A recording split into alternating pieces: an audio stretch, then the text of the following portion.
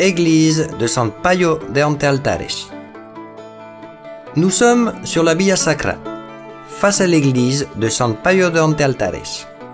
Le saint titulaire est San Pelayo, qui, enfant, quitta la Galice pour aller à Cordoue se livrer au calife Abd al-Rahman III, en échange de son vieil oncle emprisonné. Le calife tomba amoureux de la beauté et de la jeunesse du jeune homme, qui, après avoir refusé ses avances, fut soumis à des tourments jusqu'à finalement être égorgé. Pelayo mourut en martyr en l'an 925. Son corps fut jeté à la rivière, mais des chrétiens ramassèrent sa dépouille pour l'emporter vers des terres plus sûres. Cette église appartient au couvent des Bénédictines et a le privilège d'abriter l'autel trouvé près du sépulcre de Saint-Jacques, les reliques de San Pelayo, ainsi qu'un musée d'art sacré très intéressant. Maintenant, regardons derrière nous, face à la partie arrière de la cathédrale. Cette petite esplanade, devant la porte de San Pelayo, où nous nous trouvons, fut conçue par l'architecte Domingo de Andrade. L'auteur de la tour de l'horloge de la cathédrale fut aussi chargé de construire la Casa de la Parra, maison de la vigne, sur notre droite. L'angle, savamment sculpté en chanfrein, permet d'avoir une vue unique de la tour de l'horloge depuis cette rue si étroite.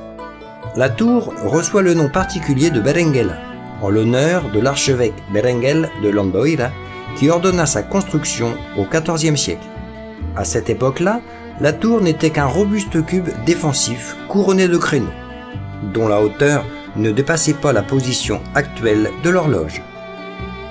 Andrade lui donna son aspect actuel, avec une hauteur de 72 mètres en y ajoutant le couronnement et l'ornementation baroque qui en fut l'une des plus belles d'Europe. D'ailleurs, quand une femme galicienne se fait belle, on dit qu'elle est belle comme la Berenguela. La tour abrite la plus grande cloche de la cathédrale, connue elle aussi sous le nom de Berenguela. Ces 6 tonnes et demie sont presque l'équivalent du poids de toutes les cloches de l'Obradoiro réunies. On peut entendre sa note, un do grave, quand elle indique les heures.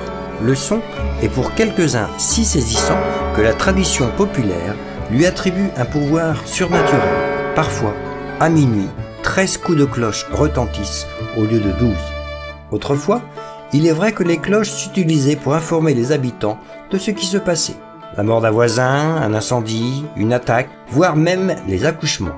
La célébration de ce dernier événement finit par être supprimée, car à chaque fois qu'une femme mettait au monde un enfant, le son des cloches qui l'annonçaient alarmait celles qui n'étaient pas encore arrivées à terme. Et ceci précipitait très souvent les naissances.